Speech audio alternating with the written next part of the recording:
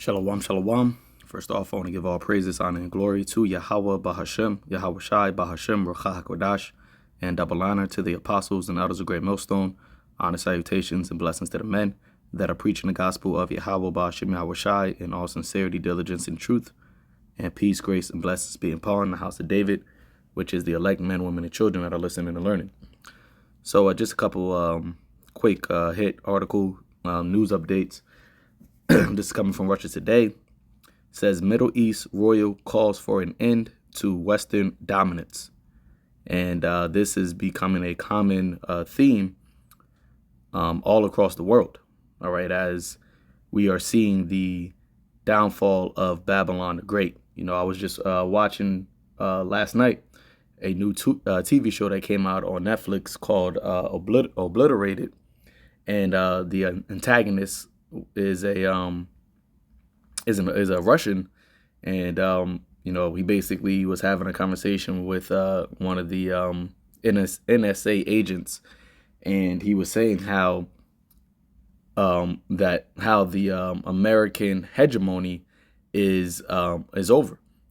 And in the TV show, the NSA agent it's funny because they portray in the TV show this guy who is like gung-ho for America, but he is when he was talking to the guy, he's basically like the dude is an airhead, right? He's just all muscle, all bronze, no brain. And so when the Russian guy was talking to him, he was basically saying how America's military is not as strong as it once was. Its economy is, drowning its citizens in $30 trillion of debt. And he said, basically the American hegemony is over. And then the NSA agent, he was like, I don't know what you're saying right now, as if like he didn't understand the words that were actually coming out of his mouth. But nonetheless, as you see, art imitates reality. This is exactly what the these various nations, kings, rulers, princes are saying. This is the rhetoric that is being spoken, and it's all according to biblical prophecy. All right, we are living in the end of Babylon the Great, Esau's Edom rulership, the 10 toes. Okay, because remember, as the Lord said, and he gave this vision to Daniel, all of those kingdoms had to come into force, right? The Babylonian kingdom, the Persian, the Medes, the Greeks, the Romans, and then you had the 10 toes. And the Lord said in the days of these kings, he was going to set up a kingdom, right? And that kingdom that he was going to set up was going to be the kingdom of heaven. And it starts with what? The word of Yahweh Shai being published. As Yahweh Shai said, that the gospel of the kingdom must be preached throughout the four corners of the earth, and then shall the end come. What end? All right, not the end of humanity, not the end of existence, not the end of the life on earth, but the end of the rulership of heathens. All right, and the Lord set up Esau, Edom, to be the last heathen to rule the earth, to have dominance in the earth. Now, as you can see, these other nations, and the Lord is so bad that he's using other nations, right, to, basically destroy Babylon. And of course, he's not going to let them just, rise into power and they, these nations, Russia and its allies, be the next dominant force. No, because Yahweh Shai is going to appear with his army, the host of heavens, to fight also. And the winner of this next world war, which we can clearly see, we are in the midst of it, right? I was just seeing actually, I think I have it pulled up. Boom, where is it? Right here. It says, this is from Zero Hedge tweet or Twitter. It says U.S. announces military air exercises in Guyana amid Venezuela tensions, right? Because you had Venezuela mobilize troops to the border of Guyana over a oil depository field, right? And America basically has troops that are that have been in Guyana for a few years. I can't remember exactly how long, and it's because, as the scripture says in the book of Habakkuk, where is it?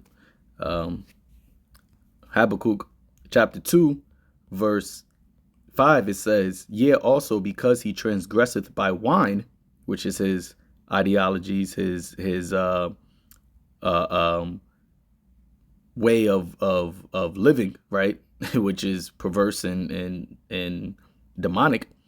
It says, "He is a proud man, neither keepeth at home." Hey, in that TV show, it once again it was showing you how proud Esau is, right? So-called Americans, specifically Americans are, right? But all in all, this Russian guy was 2 or 3 steps ahead of the whole NSA and all of their special forces, special agents, right? But he is a proud man, neither keepeth at home, who enlargeth his desires as hell and is as death, and cannot be satisfied, but gathereth unto him all nations, and heapeth unto him all people. So this is why, as it says here, neither keepeth at home. This is why they're in almost in every country, if not in every country. Not that's a hyperbole, but they're definitely in every region. And I say they, I'm speaking about America's.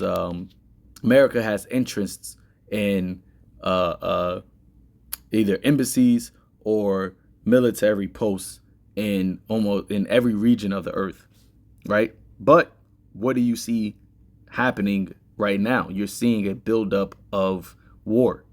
Okay, everywhere you look is just war being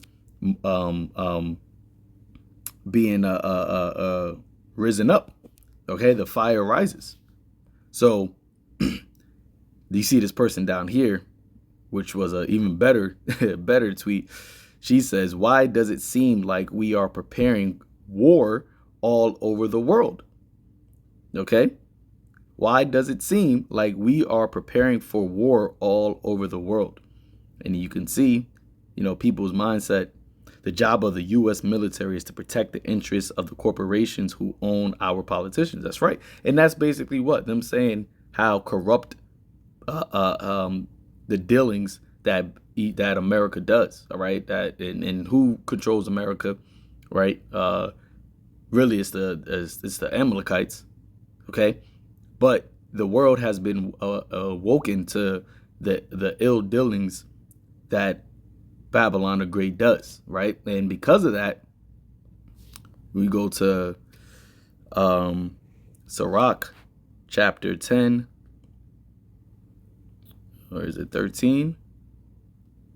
No, Sirach chapter 10, verse 8. It says, "Because of unrighteous dealings, injuries, and riches got by deceit, the kingdom is translated from one people to another." Okay, the kingdom is translated from one people to another. Verse 7 says, "Pride is hateful before God and man, and by both doeth one commit iniquity." And we just read that how Esau, right, is a proud man. All right, and he shows that in everything that he does. But as the scripture says, what pride comes before fall. So it says, the next person here, it says, "World War III has already started, or didn't you get the memo?" Everyone is warming up, right? Because as the scripture says in the book of Joel, "Proclaim ye this among the nations, prepare war." You see? So everybody sees that war is World War III has already started, okay? And it's not going to be like how World War I or World War II was fought. All right, it's going to look completely different, as it says in Isaiah the 9th chapter, the 5th verse. Let me pull that up as well, and I'm gonna go read the article. Isaiah 9 verse 5, it says, "For every battle of the warrior is with confused noise," right? Because when you in the ancient times even in World War I, right, in World War II, you would have troops that were go into a field, and it would they would go into they would have the trenches, and like like the Battle of Normandy, right?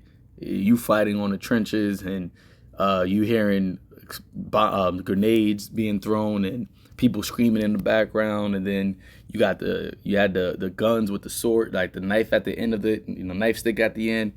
That's how it was confused noise, all right? In the ancient world, you actually had shields and bucklers and swords, right? But it says what? And garments rolled in blood, okay, because of those close combat battles, right? It says, but this, meaning what? This one, this war, this battle shall be with burning and fuel of fire. Why? Because this is modern war, all right? Modern warfare. In modern warfare, you got hypersonic missiles. You have intercontinental ballistic missiles. You have laser, right? Laser technology. And all of that is going to just bring what? And all that is ultimately what? Fire. It's just different ways to bring fire. It's not a sword and a shield and that type of fight anymore. They're fighting fire. They're fighting with fire right now. But guess who also is coming with fire? Right? Isaiah chapter 66, verse 15. It says, for, let me just go straight. Yeah, I'll go straight to 15. It says, for behold, the Lord will come with fire, and with his chariots like a whirlwind, to render his anger with fury and his rebuke with flames of fire. For by fire and by his sword shall the Lord plead with all flesh, and the slain of the Lord shall be many. So, Yahushua is coming with fire as well. But his fire is going to overtake and subdue and destroy the fire of Esau, Edom, right, and these other nations. So let's read it. It says, the crown prince of Oman has met with the Russian president in Moscow. And you just had Putin. He was also in Saudi Arabia meeting with the crown prince, Mohammed bin Salman, something to that effect.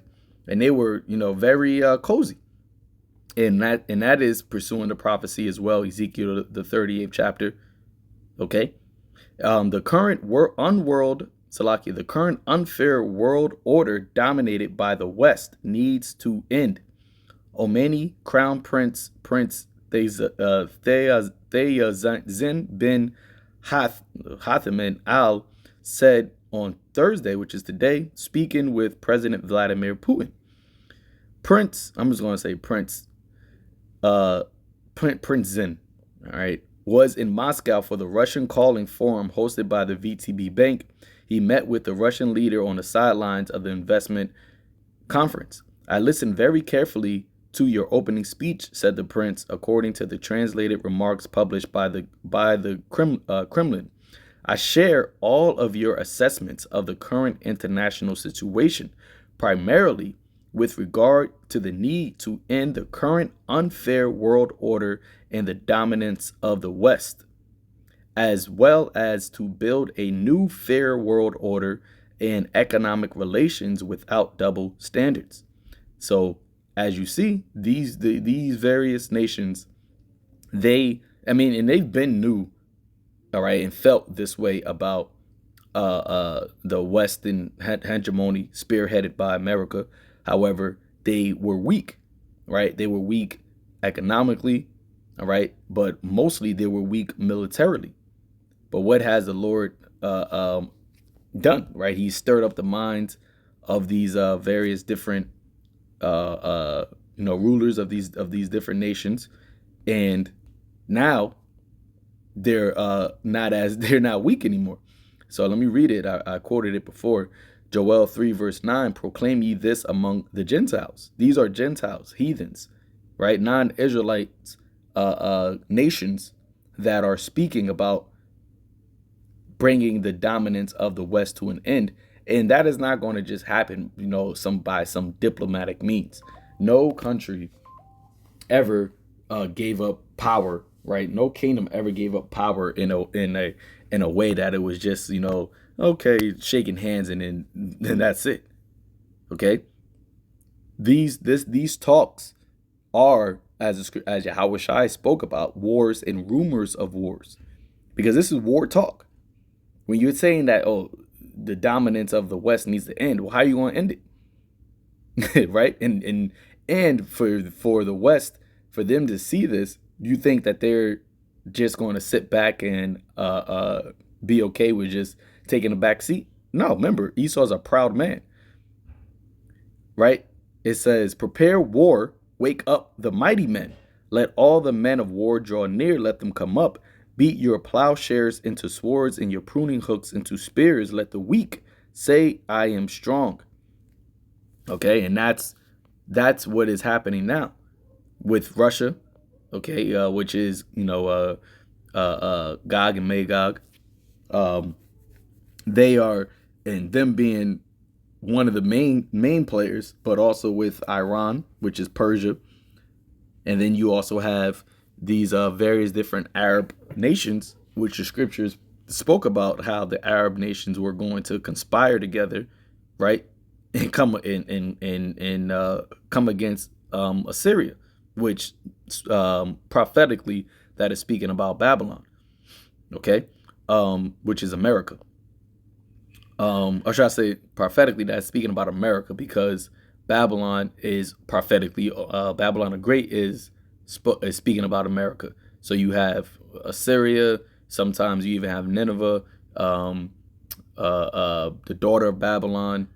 These are all code names for America, okay? It says, where were we? Right, so it says, with regard to the need to end the current unfair world order. And why do they know? And why do they say it's unfair? Because let's go to the scriptures.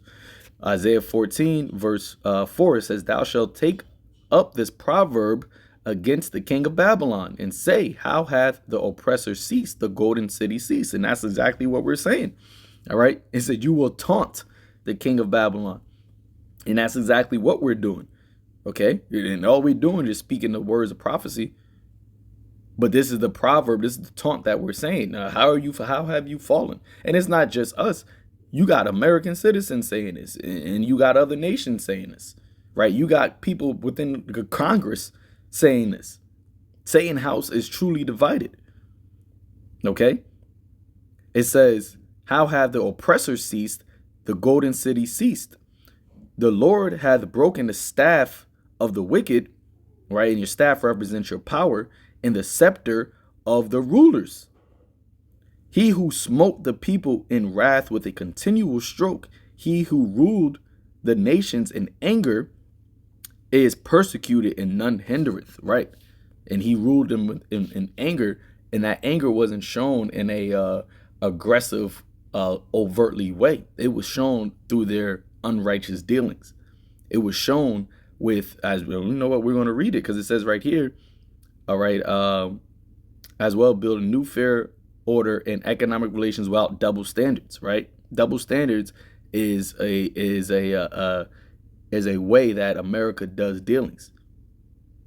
Okay. It says in his opening remarks, Putin had described globalization as a phenomenon used by the U.S. in the collective West, aka the beast, right, which is NATO, the 10 horns or the 10 toes, which America is a part of.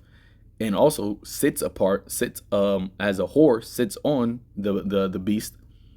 It says to exploit both its allies and global periphery instead of giving every nation an opportunity to develop and thrive. That's how he ruled the angers and nations. That's how he That's how he smote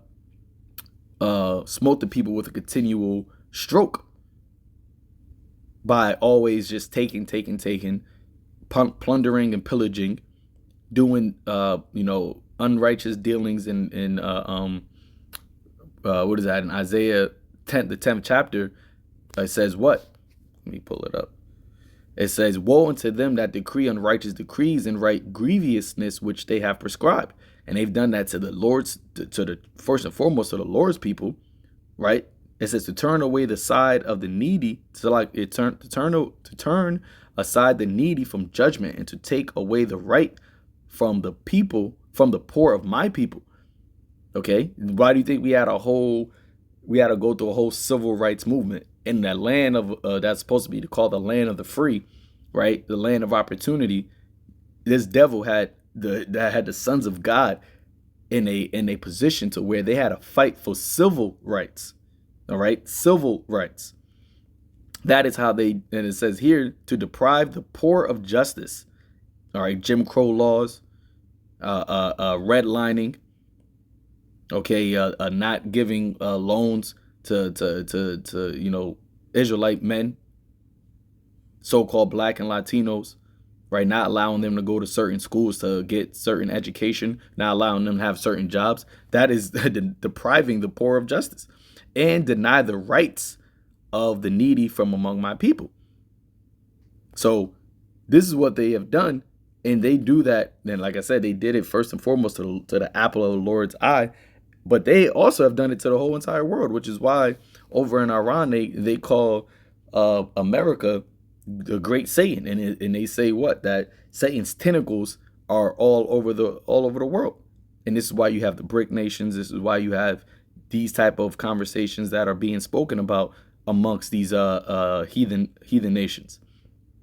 It says the system is currently undergoing radical and irreversible changes into a more democratic and multipolar order, the Russian leader said. And that's how the Lord got even got them deceived, because they think that they're going to take down the West hegemony, and then everybody's going to collectively have a piece of the pie.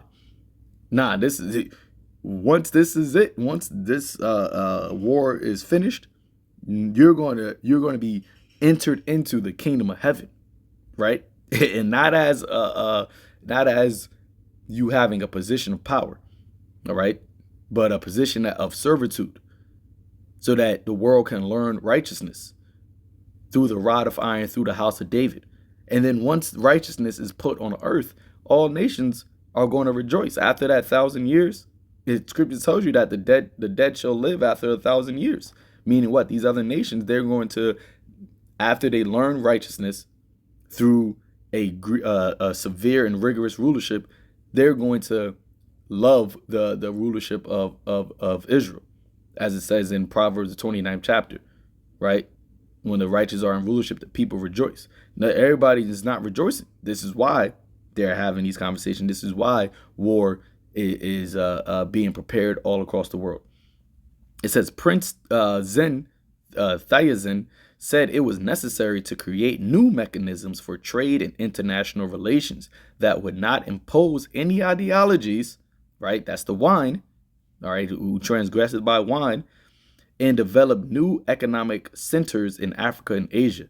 The Middle East was strategically positioned to play a promising role in strategic infrastructure projects, he added. Okay, so then it just goes into basically some history on who Prince Thiazin is. But the point has been made that this is the mindset, this is the conduct, all right, the communication that these nations are having, and it's involving players or nations that prophetically were spoken about to come against Babylon. All right, in the end. So we are literally witnessing the Lord bringing all these things to pass, which is why it says in Zephaniah, the 3rd chapter, wait ye upon me, saith the Lord. All right, all we had to do was just wait, watch, and warn. All right, the 3 W's: wait, watch, and warn for World War III. And we are right here. We are in it, and things are only going to escalate. They're only going to become more and more devastating, all right, calamities, because Babylon is going down, all right? Babylon is falling, and there is no healing this place. And these nations are going to, and they're not going to help America, right? They're not going to help this place, try to get healed. Even America's own allies are going to forsake it. But I want to get this in before I get that in Jeremiah, right? Because like I said, the Lord is using these other nations to bring the end to Babylon the Great, which will effectively bring the end to Esau's rulership. Jeremiah chapter 50, verse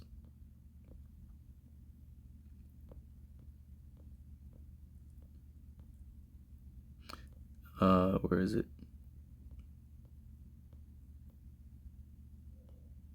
Jeremiah chapter 50, verse 29, it says, "Call together the archers against Babylon, all ye that bend the bow," meaning everyone that has missiles, all right, because the bow would be the silo and the arrow would be the missile.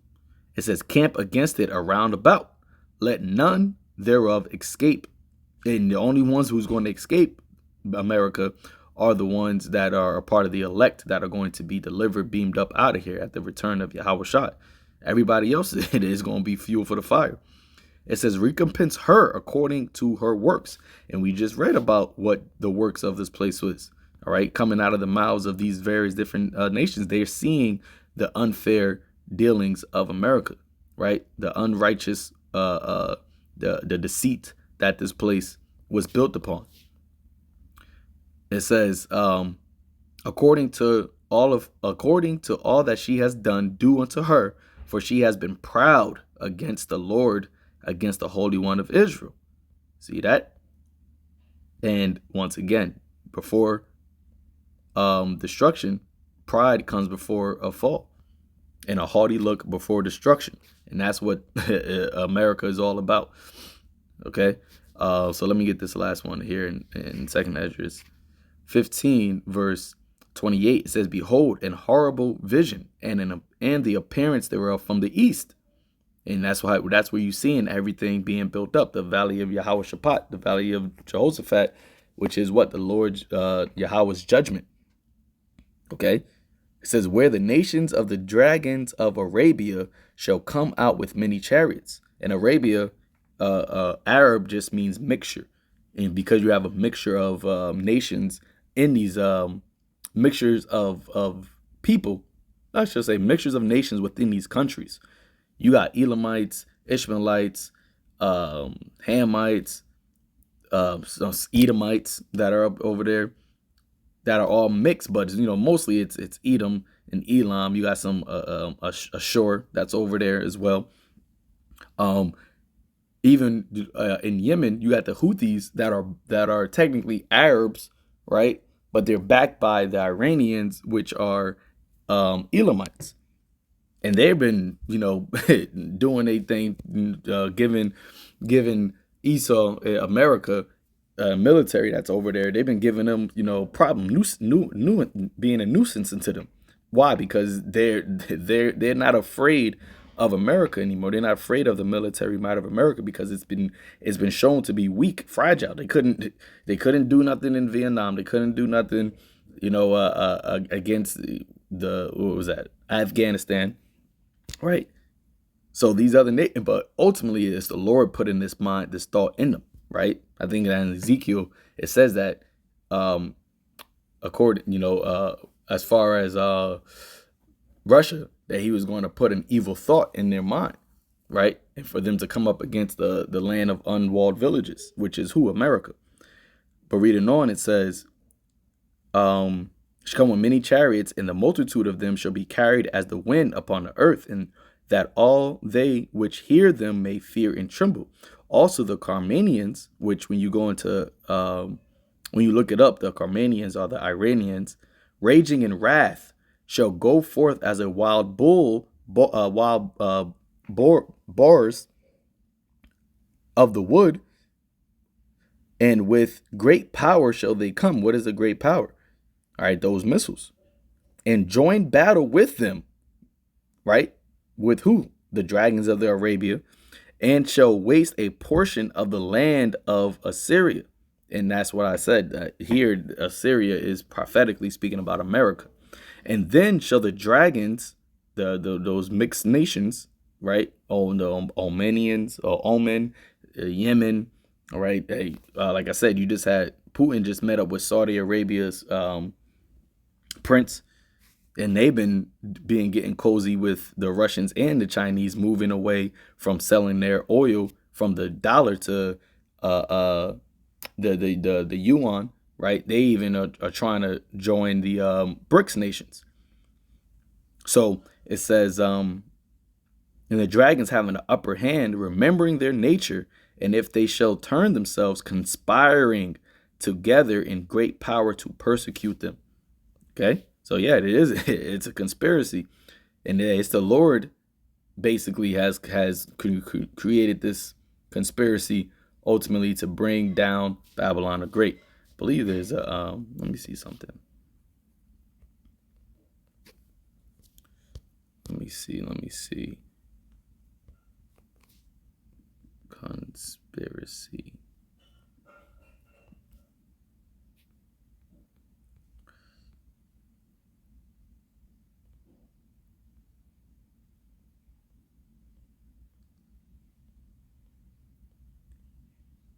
Okay. Nah, I just was trying to look to see if I thought this word conspiracy was in a verse that had to do with Babylon being fallen. Um, but yeah, that's pretty much it. That's pretty much it. Lord willing, this is edifying unto the elect. Until next time, shalom.